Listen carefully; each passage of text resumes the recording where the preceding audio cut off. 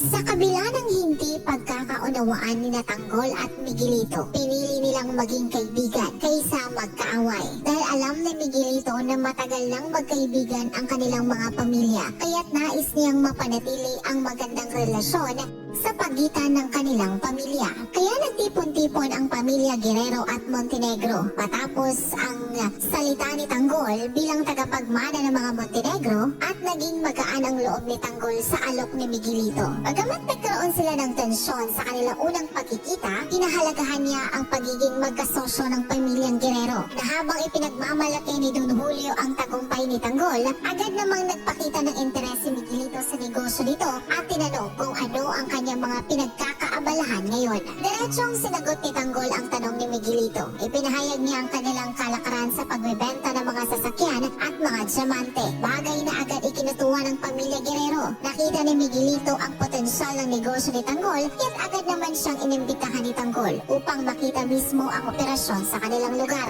Matapos ang kanilang pag-uusap, agad na pinuntahan ni Tanggol ang kanyang mga kaibigan. Ipinahayag ni Tanggol ang kanyang obserbasyon kay Miguelito na sa kabila ng kanilang hidwaan, tila mabuting tao ito at maaring maging kapaki-pakinabang sa kanilang mga negosyo. Nagsimulang mag-isip ang grupo kung paano maaring maging oportunidad ito para sa kanila. Habang patuloy ang kasiyahan, napansin si Ramon na nag-iisa at tahimik na umiinom ng alak. Lumapit sa kanya si Jackie at ipinaabot ang kanyang kasiyahan na sa wakas, nakita na ni Ramon ang kanyang tunay na anak.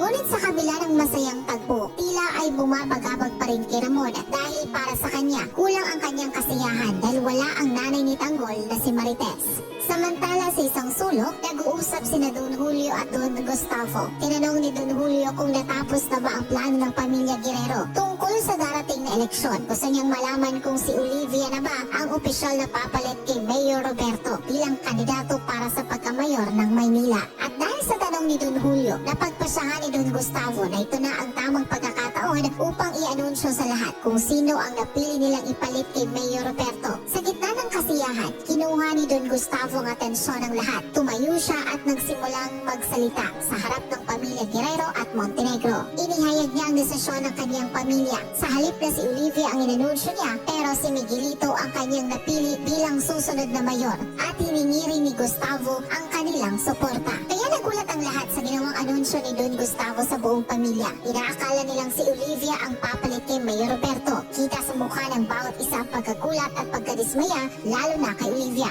Ang masayang pagdiriwang ay biglang nagkaroon ng tensyon. Isa pang laban ang tila nabuo sa loob mismo ng pamilya Guerrero. Habang patuloy na nagbabagong direksyon ng bawat pamilya, lalong lumalalim ang tensyon sa pagitan ng kapangyarihan at personal na ambisyon.